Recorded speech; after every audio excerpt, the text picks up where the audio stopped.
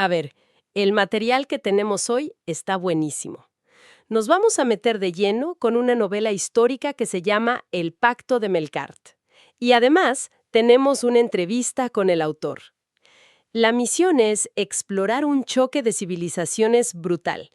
El reino de Israel contra, pues, el imperio comercial fenicio. Pero ojo, esto no es la típica clase de historia. La verdad es que es una reflexión muy profunda sobre la intolerancia, la fe y cómo chocan contra la razón. Exacto.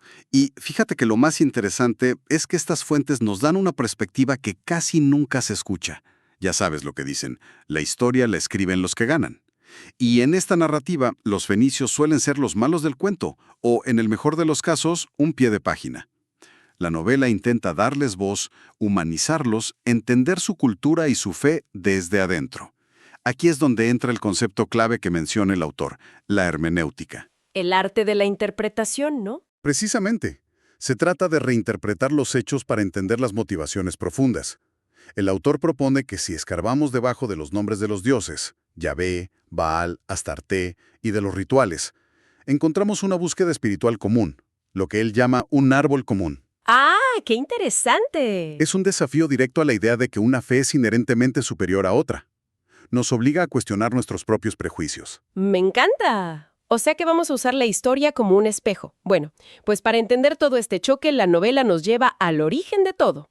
La amistad de dos niños, Aníbal y Melkart, que sin saberlo, sellará el destino de sus pueblos. Así es.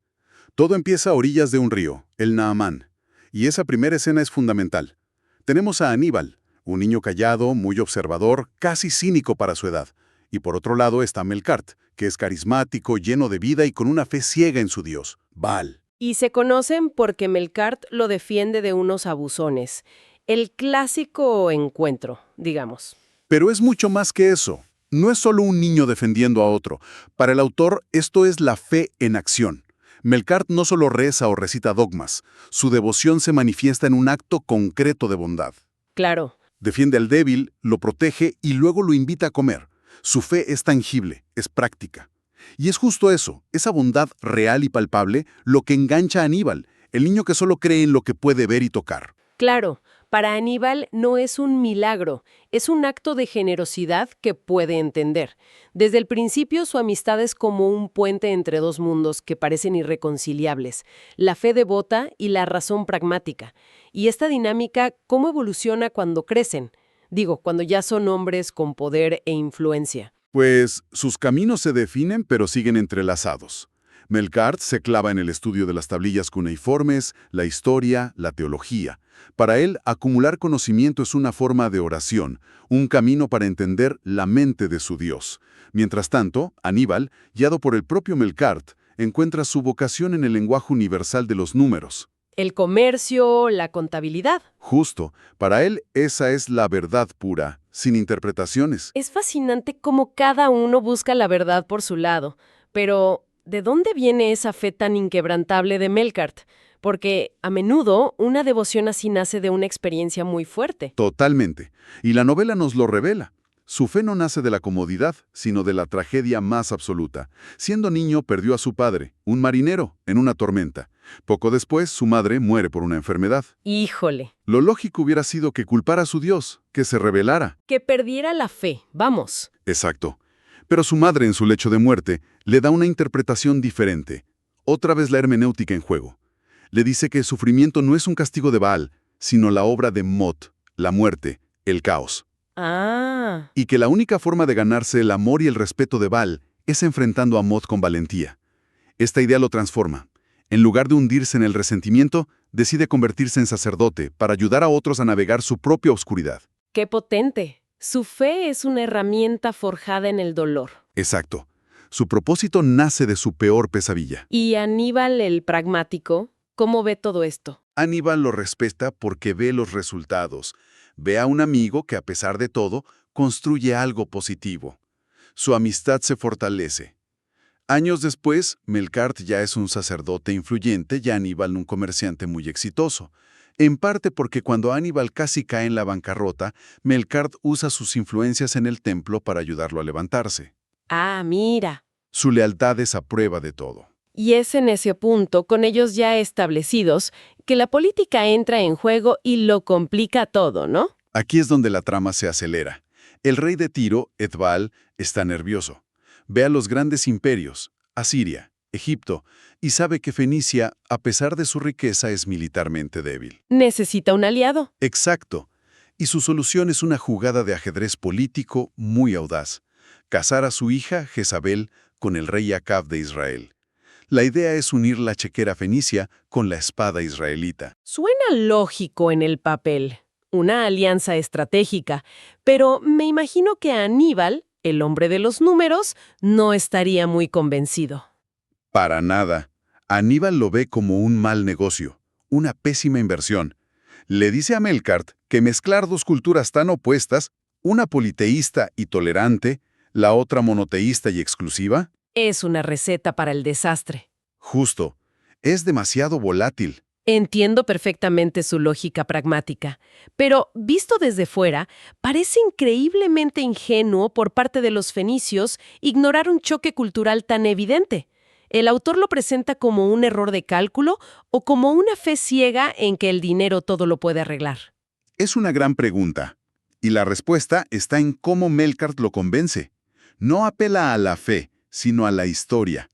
Le recuerda a Aníbal el precedente, la exitosa y legendaria alianza entre el rey Hiram de Tiro y el rey Salomón de Israel un siglo antes.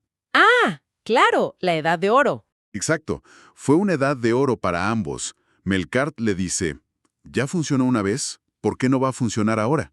Esta es la lógica fenicia en su máxima expresión, pragmática, basada en la historia y en los resultados pasados. O sea, no es ingenuidad. No, es confianza en un modelo de negocio que ya ha demostrado ser exitoso. La ironía es brutal, claro, porque esa decisión que parece tan racional y basada en datos termina siendo la chispa que incendia todo. Exactamente, es la semilla de la destrucción. Y el desastre no tarda en llegar. Jezabel se muda a Israel y, como era de esperarse, no llega sola. La acompañan 850 sacerdotes de sus dioses, Baal y Astarte. Y al principio, su religión, que es mucho más flexible y está enfocada en la prosperidad y la abundancia, se vuelve muy popular entre los israelitas de a pie. Lo cual obviamente enciende todas las alarmas del establishment religioso local. Directa a su dios, Yahvé. La tensión escala hasta que explota por un conflicto de tierras, el famoso caso de la viña de Nabot. Elías aprovecha la situación para lanzar una profecía terrible contra Jezabel y desafía a los 850 sacerdotes a un duelo a muerte en el Monte Carmelo. Uf, el duelo. Sí, la prueba es simple. Cada bando prepara un altar. El Dios que responda haciendo llover fuego del cielo para consumir el sacrificio será el verdadero. Y aquí es donde la novela, según la entrevista con el autor, da un giro que lo cambia todo. Porque en la narrativa tradicional, esto es un milagro divino, pero el autor propone algo completamente diferente. Totalmente radical. Según la novela, el milagro de Elías no fue sobrenatural, fue ciencia. El autor sugiere, basándose en la propia descripción bíblica, que Elías no estaba rezando, estaba preparando una reacción química. ¿Cómo? Utilice su conocimiento de aceites volátiles y sales minerales que, al entrar en contacto con el agua que él mismo manda a verter sobre el altar, actúan como catalizador y provocan una combustión espontánea y explosiva. A ver, espérame.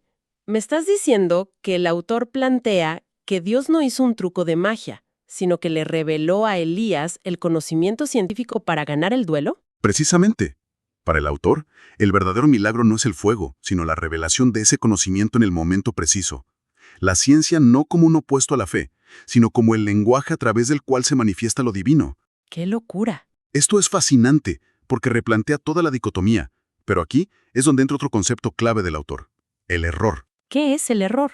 Es su forma de llamar al mal, pero despojándolo de cualquier connotación sobrenatural. El error es una decisión humana producto de la ignorancia o el miedo. Según el autor, Elías recibe este conocimiento divino, pero como humano comete el error de usarlo no para iluminar, sino para destruir. Claro. En lugar de demostrar la superioridad de su conocimiento, incita a la multitud fanatizada a masacrar allí mismo a los 850 sacerdotes fenicios. La violencia, para el autor, nunca es el plan divino, siempre es el error humano. ¡Qué fuerte! O sea, Elías gana, pero a un costo que, según esta interpretación, lo convierte en el villano de su propio milagro. Y me imagino que esa masacre es el punto de no retorno. Es la catástrofe. Desata una espiral de violencia y odio que ya nadie puede detener. Años después, un comandante del ejército israelita llamado Jehú es ungido por el sucesor de Elías con una misión: exterminar por completo a la familia del rey Acab. Y purgar toda influencia fenicia del reino. Exacto. Y la purga es de una brutalidad que cuesta trabajo imaginar. Cumpliendo la profecía de Elías al pie de la letra, ¿verdad? Al pie de la letra. Jehú asesina al rey de Israel, al rey de Judá que estaba de visita, y luego va por Jezabel. La confronta en su palacio.